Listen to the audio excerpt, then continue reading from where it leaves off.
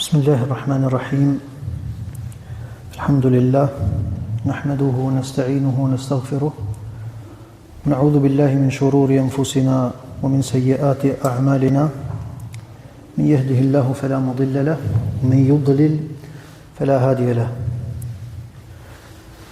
اللهم صل وسلم وبارك على محمد وعلى آل محمد كما صليت على إبراهيم وعلى آل إبراهيم إنك حميد مجيد وبارك على محمد وعلى آل محمد كما باركت على إبراهيم وعلى آل إبراهيم إنك حميد مجيد اللهم إنا نسألك علما نافعا ورزقا طيبا وعملا متقبلا اللهم اجعلنا ممن يستمعون القول فيتبعون أحسنه من الله Atë falenderojmë vetëm për Ti ndihmë dhe falje kërkojmë. Atij lutemi të na ruaj prej skeqjes së veteve dhe veprave tona, cilin ndoshta ai udhëzon, nuk ka kusht ta devijoj.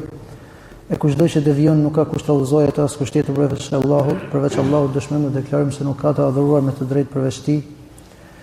Dhe se Muhamedi është rob dhe i dërguar i Tij, paqja, mëshira, mirësitë, bekimet e Allahut qofshin mbi të, mbi familjen e Tij, mbi shokët e Tij, mbi çdo besimtar që e ndjek dhe pason rrugën e Tij deri në ditën e fundit. O Allah, ty të lutemi që të na japësh dije dobishme, të na bësh të përfitojmë prej kësaj dije, të na japësh punë të pranuar, e të na bësh prej atyre që e dëgjojnë udhëzimin dhe e pasojnë në formën më të mirë. Amin. Vazhdojmë me fjalën e autorit, ku thot: "Fa innahu ma salima fi dinihi illa man sallama lillahi an ولرسوله ورد علم ما اشتبه عليه إلى عالمه ولا تثبت قدم الإسلام إلا على ظهر التسليم والاستسلام فمن رام علم ما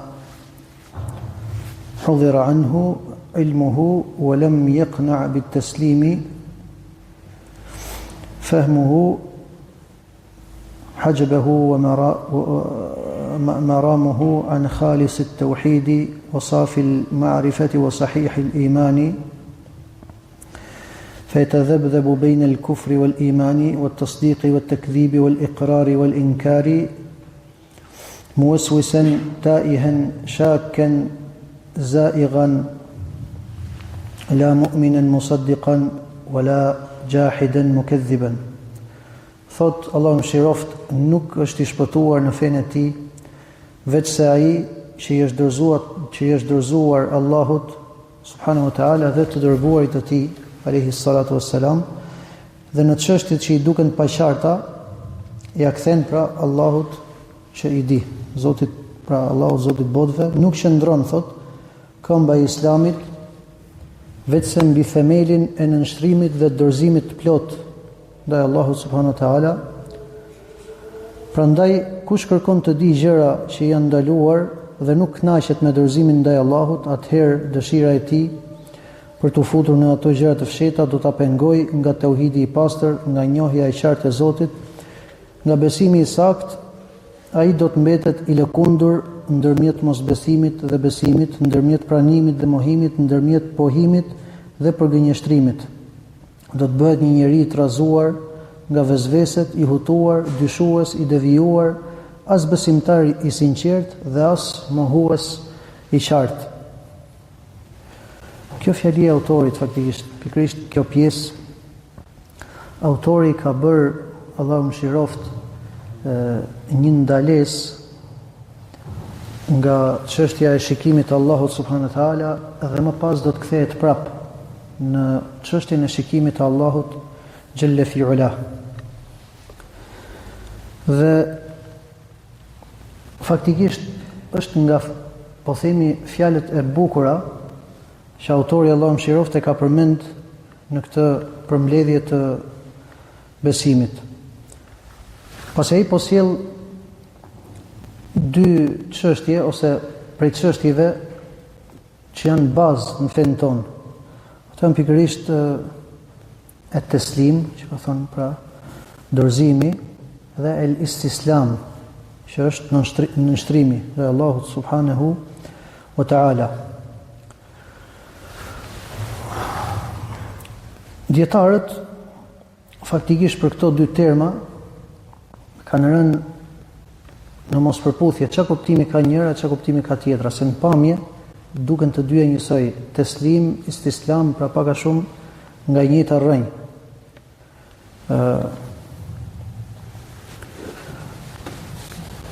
Dorëzimi kanë thënë që është kënaqja dhe qetësia e zemrës, ndërsa istislam kanë thënë, pra nënshtrimi është me u nënshtru Allahut subhanahu wa taala me gjymtyr. Mirë po, të dyja janë, domethënë janë bashkë me njëra tjetrën. Pasi ai i cili është i kënaqur me Allahun subhanahu wa taala, padyshim që do nënshtrohet. Ndërsa ai që është i nënshtruar për Allahun subhanahu wa taala, padyshim që është i kënaqur dhe zemra e tij ka gjetë qetësi në fenë e Zotit. Pra, në thamë që këto janë themel, janë shtyllat fesë. Allahu subhanahu wa taala thot, dhe jemi urdhëruar që t'i dorëzohemi Zotit botëve. Gjithashtu, fala wa rabbika la yu'minuna hatta yuhakkimuka fima shajara bainahum, thumma la yajidu fi anfusihim harajan mimma qadayt wa yusallimu taslima. Jo, thot, pasha Allahun nuk kanë besu në të vërtetë derisa të marrin ty, o Muhammed, gjykatës për mos marrëveshjet e tyre. E pastaj mos ndjejnë asnjë lloj shqetësimi, pra në zemrën e tyre, në veten e tyre, për atë që ti gjykon, po ju sallimu taslima, pra dhe dorëzohen plotësisht. Ibrahimi alayhis salam thot, idh qala lahu rabbuhu aslim, qala aslamtu li rabbil alamin. Kur Zoti i tij tha dorëzohu, tha i jam dorëzuar Zotit botëve. Pra, ky është parim themelor në fe. Thonë dhe rruga e profetëve dhe thirrja e tyre ka qenë pikërisht në theksimin e këtyre dy gjërave. Edhe kundërshtimi dhe kundërta e këtyre, domethënë dorëzimit dhe nënshtrimit, shfaqet në dy gjëra. Shirku, idhujtaria, që do të thotë ti dorëzohesh dikujt tjetër përveç Allahut subhanahu wa taala. E dyta është arroganca, minimalësia, që do të thotë me refuzu, pra refuzimi i dorëzimit ndaj Allahut subhanahu wa taala. Përsa muslimani normalisht, ai që është, domethënë muslimani vërtet, e beson Allahun, zemra e tij është e qetë dhe i nënshtrohet dhe pason urdhëresat e tij xhelle fi ula. Allahu subhanahu wa taala është Ahad as-Samad.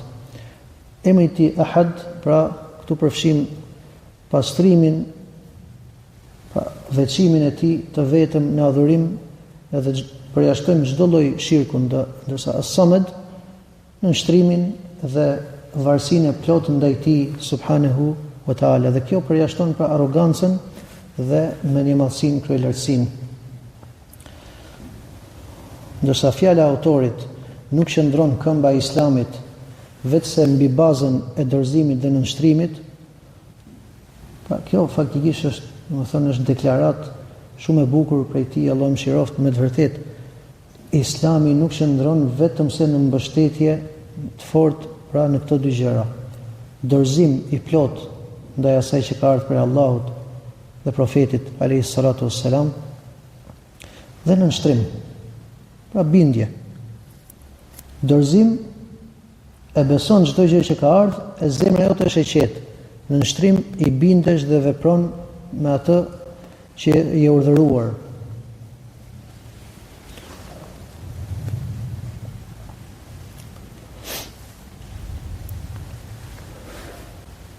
Pra, dorëzimi ndaj Allahut subhanahu wa taala është nënshtrim dhe bindje e plot me dashuri dhe kënaqësi.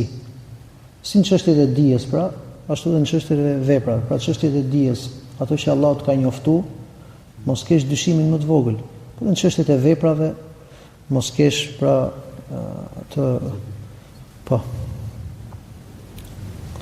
Dorëzimi dhe nënshtrimi ndaj Allahut subhanahu wa taala përfshin 4 gjëra kryesore.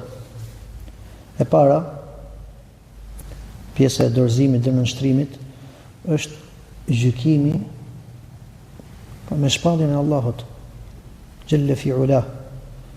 Besimtari është ai i cili e pranon gjykimin e Allahut dhe të dërguarit të tij. Besimtari vërtet pra në çdo çështje, qoftë kjo fetare dhe kjo nuk ka dyshim, domethënë shoqërore, ekonomike dhe politike. Pra nuk anon besimtari dhe nuk shkon në gjykim tjetër në moment që ka fjalën e Allahut dhe të profetit sallallahu alaihi wasallam. Thot Allahu: "Afa hukma al-jahiliyyati yabghun wa man ahsanu min Allahi hukman liqaumin yu'minun." A mos vallë kërkojnë gjykimin e ignorancës, e kush është më i mirë në gjykim se sa Allahu për popullin që beson. E dyta,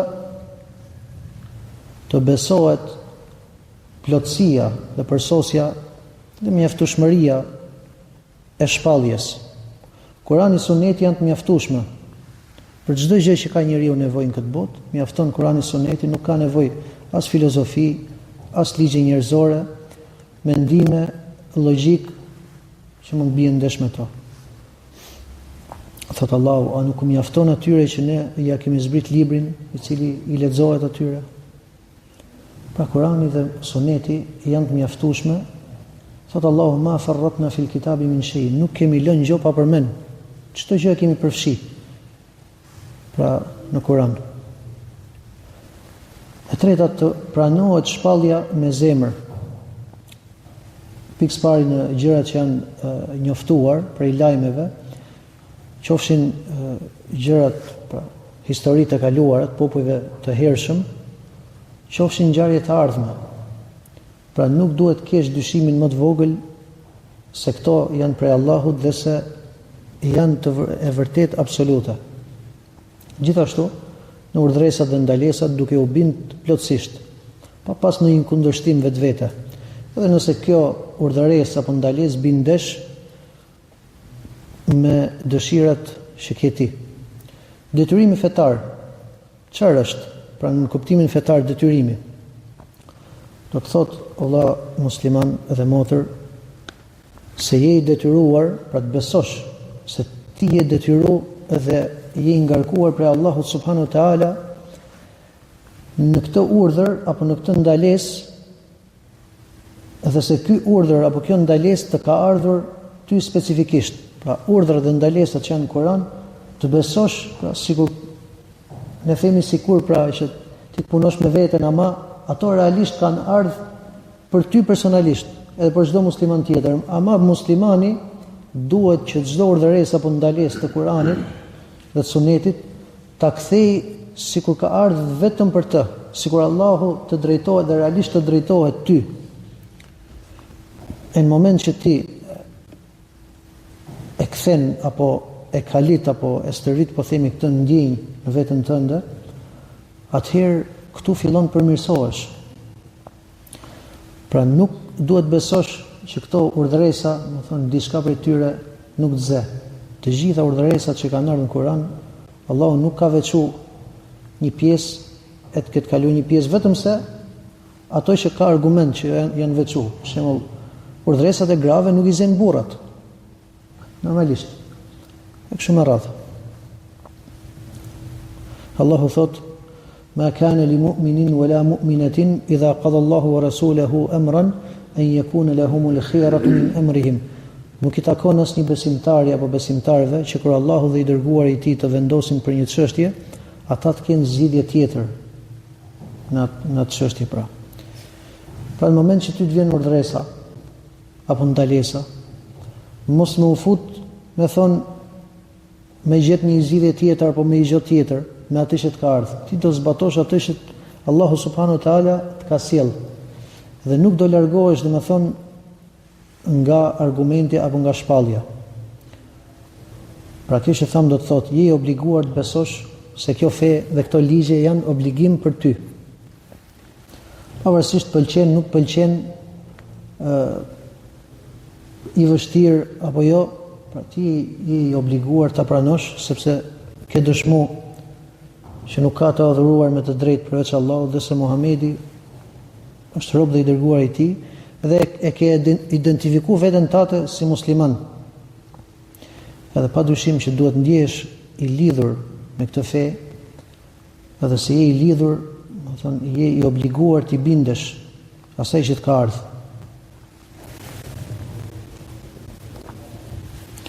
Është për të çudit, domethënë, kur njeriu nuk e ka këtë lloj ndjenje, pra nëse ty të urdhëron Allahu subhanahu wa taala për diçka, është e rrezikshme kur njeriu nuk i lëviz diçka për brenda. Domethënë, t'japim shembull.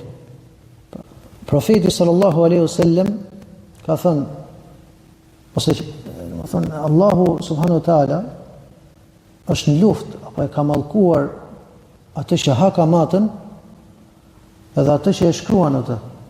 Thënë kamatën e të gjitha rrugët e saj, Allahu subhanahu wa taala e ka mallku.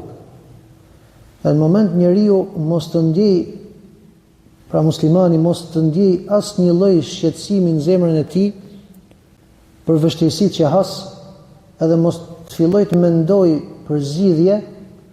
Thënë kjo është diçka, është problem tek ne. Nëse nuk e kemi një ndjesi për brenda në moment që shkelim një kufi prej kufive.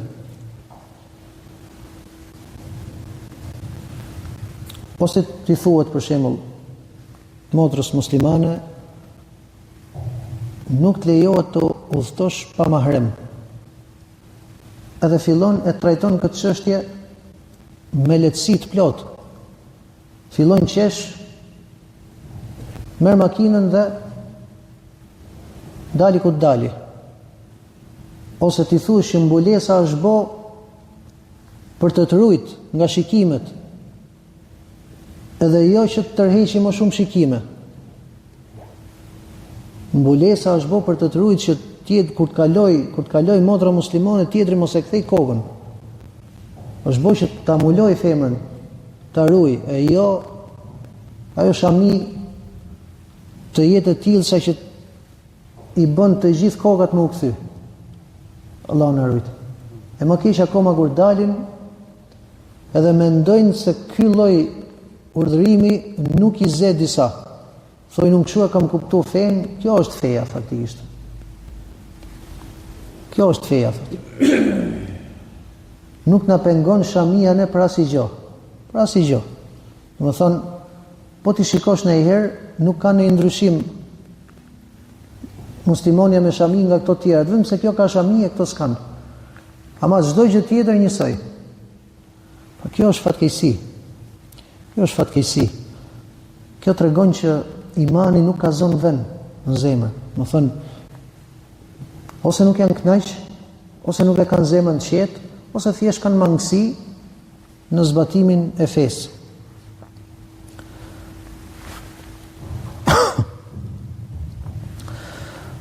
Po si që thamë, ka dalim që dikush të ketë mangësi, e ta di që është mëkatar, është i dobët, ama e di që është përgjegjës. E di që kur Allahu subhanahu wa taala e ka urdhëruar me diçka, në moment që nuk e zbaton, e kupton që është i mangët, domethënë në këtë gjë që po vepron. E ka ndryshim nga i tjetri, domethënë që nuk i jep rëndësi gjykimit. Pra as Kuranit, as dëshmis, as së shpalljes, mos i bëj fare për shtypje, domethënë. Po vazhdon atë rrugë që ka nis, pa i lëviz diçka për brenda, normalisht kjo është e rrezikshme. Pa ne duhet ta dimë që ne jemi të urdhëruar, e çdo urdhëresë ta kthej, domethënë, personale në veten e tij. Pasi e tillë është çdo urdhëresë që ka ardhur në Kur'an, kthehet dhe vetë tek individi.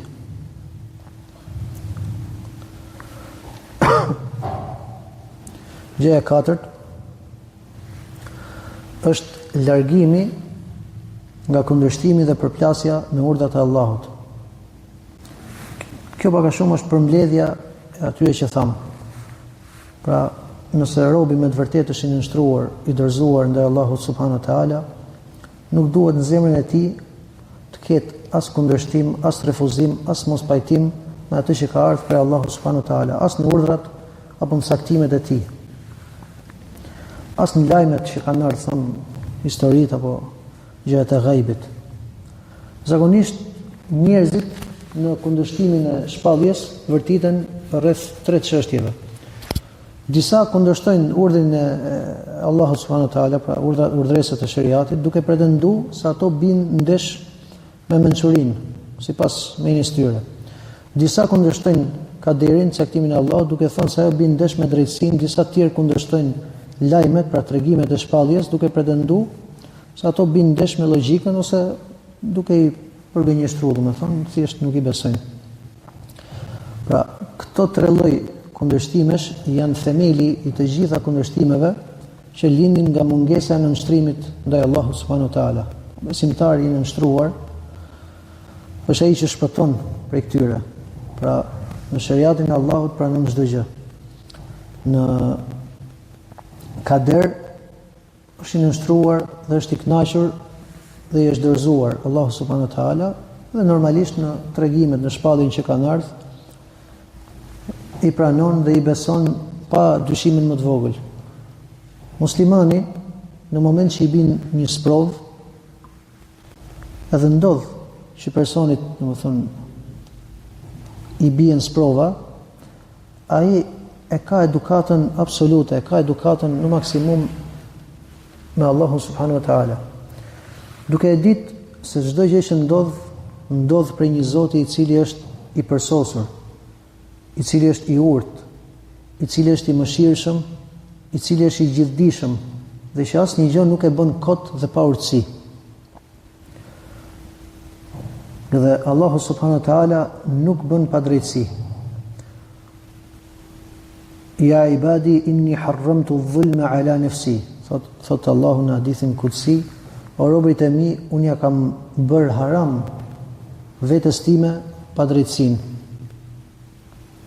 Personi që e godasin sprovat, ose është njëri mëkatar, arrogant, mosbindës, pra rebel ndaj urdhëresave të Allahut, dhe e godet pra ndëshkim. Edhe kjo është me drejtsinë absolute të Allahut subhanahu wa taala dhe nuk është pa drejtësi. Dhe Allahu subhanahu wa taala në të gjitha rastet është i lavdëruar.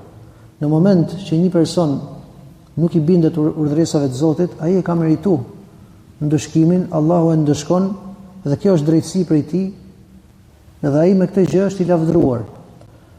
Ndërsa në rastin e besimtarit të devotshëm, në rast se i bie një sprov, ajo është vetëm se mëshirë prej Allahut subhanahu wa taala. Edhe muslimani për këtë nuk ka dyshimin më të vogël. A beson njeriu, pra, që ka besim të vërtet? A beson që një sprov që Allahu ja çon përmban në të vetëm të keqen? A besojmë ne që Allahu subhanahu wa taala mund të bëjë diçka që është vetëm e keqe? Kurse si. Allahu subhanahu wa taala asnjëherë nuk bën diçka që është e keqe, më thon, absolute. Allahu mund të saktojë gjëra që përmbajnë diçka të keqe, mirë po mëshira dhe urtësia që vjen pas tyre është shumë herë më e madhe. Pra të marrim një rast, nëse një njeri mbytet në det, ose bie një tërmet, edhe e zë shtëpia. Kjo për njeriu është e keqe sepse është sprov. Mirë po sa mirësi dhe sa mëshirë ka dhënë Allahu subhanahu wa taala për këtë njeri. Nëse jeton, janë gjunafe që janë pastru dhe grade që janë ngrit. Dhe nëse vdes, a ka vdekje më të mirë se sa me dalë para Allahut subhanahu wa taala dëshmor, shahid? Edhe argumentet na e kanë dëshmuar që ai që vdes, pra duke qenë që e ze shtëpia ose që mbytet, ai është shahid, dëshmor. Pra besimtari e kupton që të gjitha këto për Allahu subhanahu wa taala janë mirësi.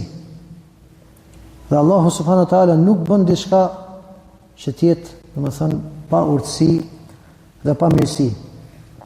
Dhe kjo është argument që Allahu është i gjithëmëshirshëm.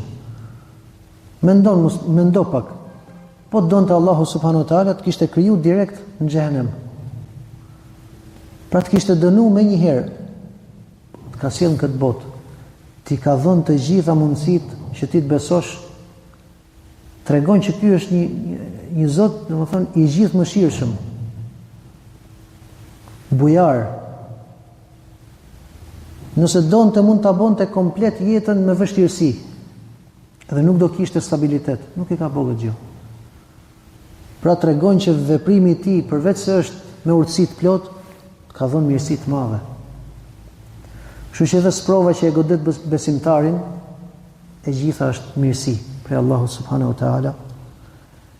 Nëse, siç tham, shpëton dhe nuk vdes prej saj, atëherë është ngritje gradash, larje edhe pastrim gjinafesh. E në të kundërtën del para Allahut, pra me gradën e shahidit.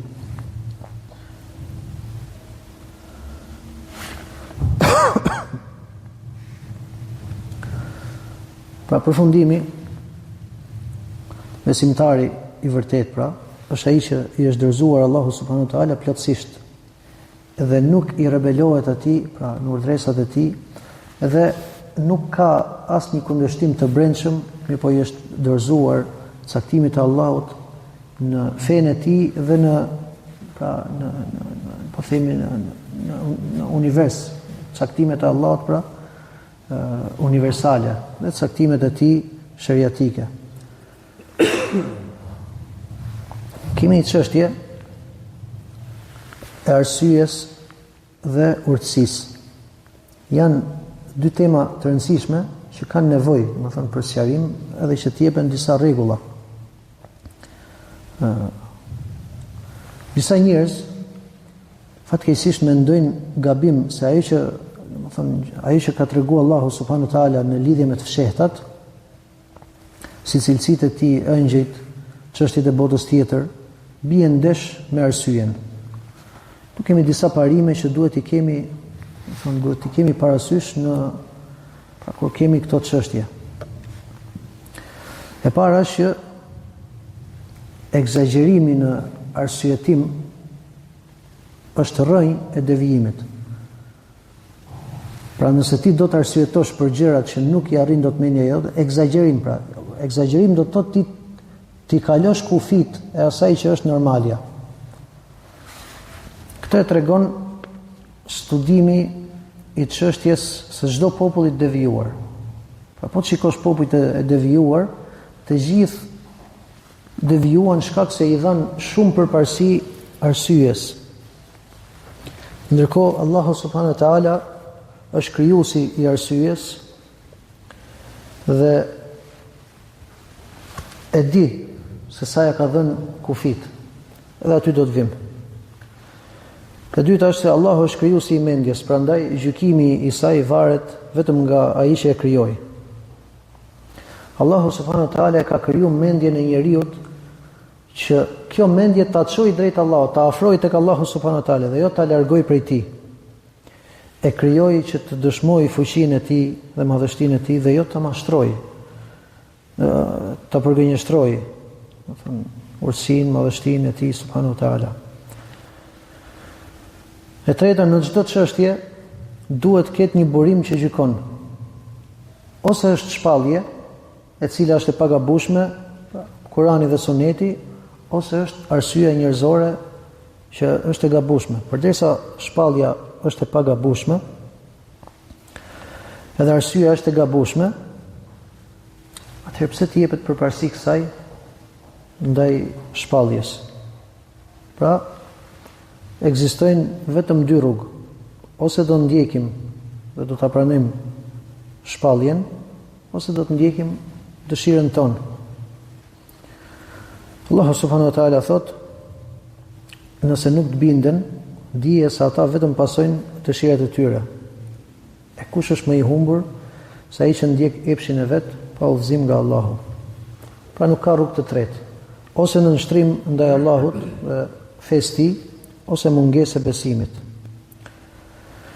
E katërta, kundërshtimi i ignorantit ndaj dietarit.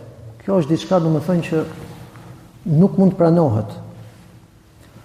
Si mund pranohet, domethënë, kundërshtimi Pra në moment që themi nuk pranohet kundërshtimi i një personi që është specialist në fushën e vet, si mund të pranohet që dikush të kundërshtojë Allahun subhanahu wa taala? Çdo njeri që ka arsye e kupton që kjo është diçka e papranueshme. Nëse një analfabet shkon tek një shkencëtar edhe i thot nuk e ke bëu mirë këtu, duhet ta bësh kështu. Ose prapë themi analfabet shkon ke një mjeshtër i matematikës, shiko se këtë se ke zgjidh mirë, se po të shikosh, themi më mirë ta bësh kështu. A e pranon njeri këtë? Natyrisht që jo. Atëherë, a ka padrejtësi më të madhe? Pra, të përdorësh mendjen për të kundërshtuar atë që të ka dhënë mendjen. Për të kundërshtuar shpalljen e atij që ta ka kriju mendjen tate. Subhanallah. Përkujto për kryer, domethënë përsosjen e Allahut subhanahu wa taala dhe mangësinë e njeriu. Para se të kundërshtosh, mendo pak. Sa herë kam gabu? Sa herë mendja ime më ka lënë balt? Sa herë kam menduar që do jetë kështu edhe më ka dalë ndryshe? Edhe kur ta kuptosh, domethënë që ka dallim në inteligjencë mes njerëzve, pra ndije, mençuri e kështu me radhë, ktheu pastaj thuj, domethënë përderisa tek njerëzit ka dallim në inteligjencë, në dije, në urtësi, po Allah me krijesat. Siç kanë thënë disa dietar, marrëdhënia midis dijes së Allahut dhe dijes së krijesës është si marrëdhënia midis asgjës dhe pafundësisë.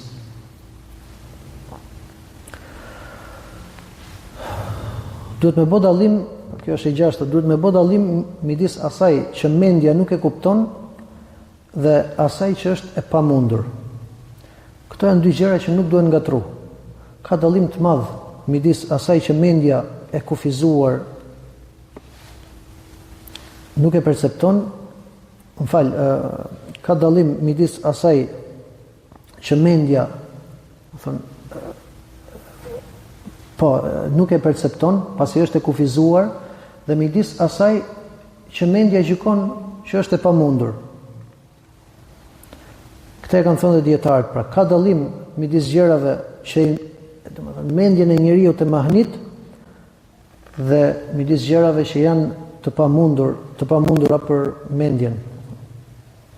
Ka shumë çështje që mendja jon është shumë e dobët dhe nuk i kupton dot.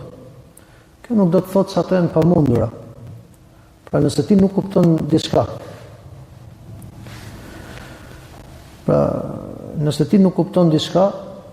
nuk do të thotë që kjo gjë në vetvete është e pamundur. Mos kuptimi i gjëje edhe shpallja e diçkaje si e pamundur është diçka tjetër. Në çështjet e botës tjetër, për shembull, njeriu nuk mund ta përfytyrojë realitetin e xhenetit, xhenemit e kështu me radhë. Kjo s'do të thotë që ato janë pamundura. Fakti që nuk e kupton nuk do të thotë që është e pamundur.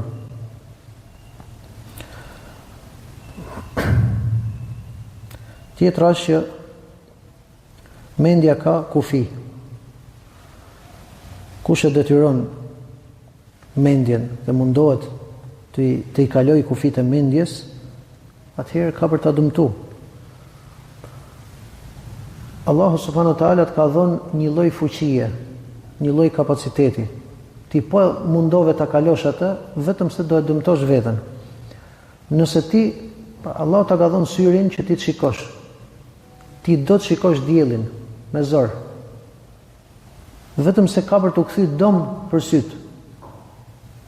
E njëjta gjë dhe me mendjen. Nëse ti mundohesh të futesh aty ku mendja nuk i takon, vetëm se ke për t'i bë dom edhe do kthehesh më i hutuar se ç'ishe në fillim. Largimi nga shpallja, kjo është pikë tjetër, është shenjë e hipokrizisë. Allahu thot: وإذا قيل لهم تعالوا إلى ما أنزل الله وإلى الرسول رأيت المنافقين يصدون عنك صدودا. Kur i thuhet atyre ejani tek ajo që ka zbrit Allahu dhe tek i dërguari, i sheh hipokritët që të shmangin krejtësisht prej teje.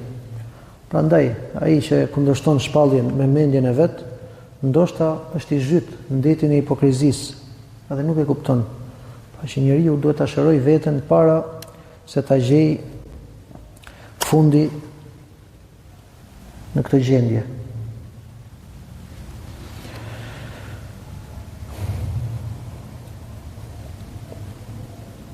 Në ngelet sqarojmë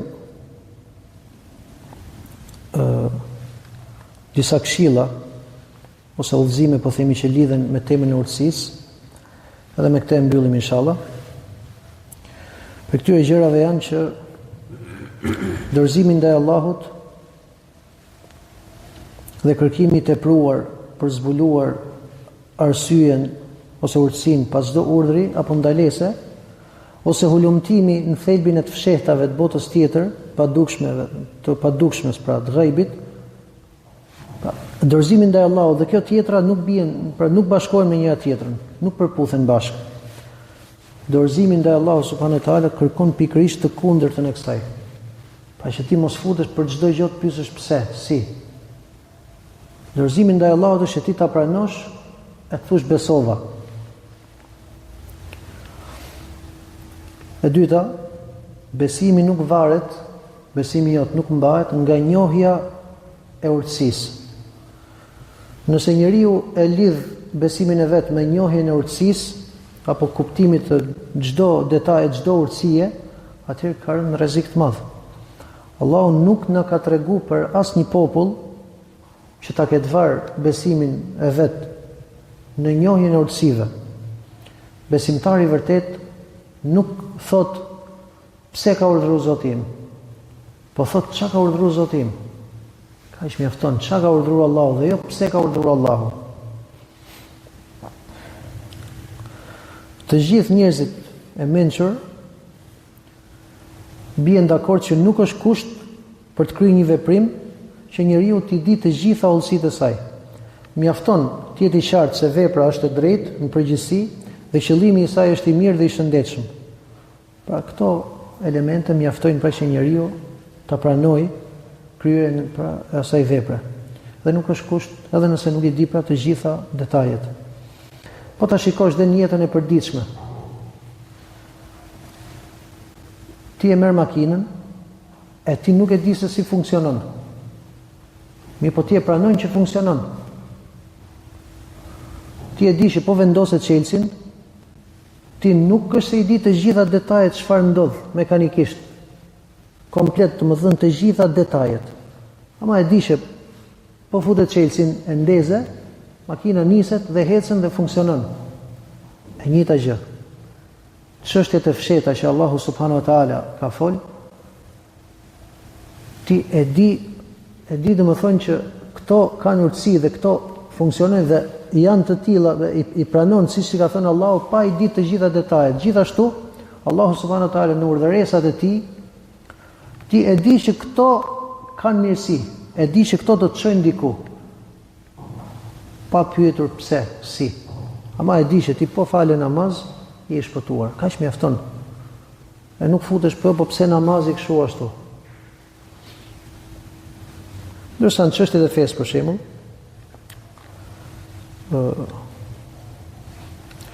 do vim. Pika tjetër është kjo botë është vend sprove. Dhe prej sprovës është që ti mos ta dish çdo urtësi. Prej sprovës është që ti mos ta dish çdo urtësi. Fshehja e sprovës pra fshehja e domethënë e urtësisë është pjesë e sprovës. Allahu thot: "Alladhi khalaqa al-mauta wal-hayata liyabluwakum ayyukum ahsanu amala." Allahu është ai i cili ka krijuar jetën dhe vdekjen për t'ju provu se kush bën vepra më të mira. Pra nga një aspekt fshehja, domethënë mos t'i dim urtësitë e gjërave, është pjesë e provës dhe këtu dallohet besimtari nga hipokriti. Besimtari është ai që i nënshtrohet Allahut, ndërsa hipokriti është ai po jo pse si qysh tek. Pika tjetër, njohja e urtësisë është mirësi. Po edhe fshehja e urtësisë gjithashtu është mirësi. Kur Allahu të bën ty që ta kuptosh një mirësi, kjo vetëm se ta shton besimin, dhe vetëm se ta shton atë qëndrueshmërinë në fe. Po edhe nëse një mirësi nuk është e qartë, këtu njeriu vetëm se Allahu e shpërblen nëpërmjet dorëzimit që ai ka. E pranon që ai thot Allahu subhanahu wa taala, edhe vepron me të, dhe kjo i arrit më shumë ëmbëlsinë e imanit. Pika e fundit, duhet bëjmë dallim midis asaj gjëje që i është fshehur urtësia dhe asaj gjëje që nuk ka urtësi fare. Shumë njerëz nuk e bëjnë këtë dallim. Pra ka ndryshim midis një gjëje që urtësia është fshehur edhe një gjë që nuk ka fare urtësi. Mirë, po që ne nuk e dimë. Pra, ka diçka, ka gjëra, domethënë që ne nuk ja dimë urtësinë, e ka të tjera, domethënë që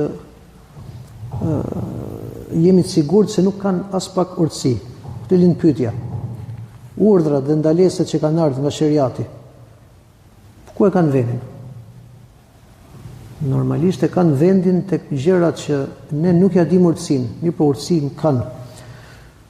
Nuk na lejohet ne të themi që një gjë prej gjërave të fesë nuk ka urtësi. Kjo është diçka që nuk lejohet. Pse? Sepse thua që diçka nuk ka urtësi, duhet argument. Është një lloj deklarate që kërkon dije. Edhe kjo, domethënë, është diçka që njeriu nuk mund ta arrijë apo nuk mund ta thotë me një dije të plotë. Në rastin më të mirë mund të thotë që kjo ka, domethënë,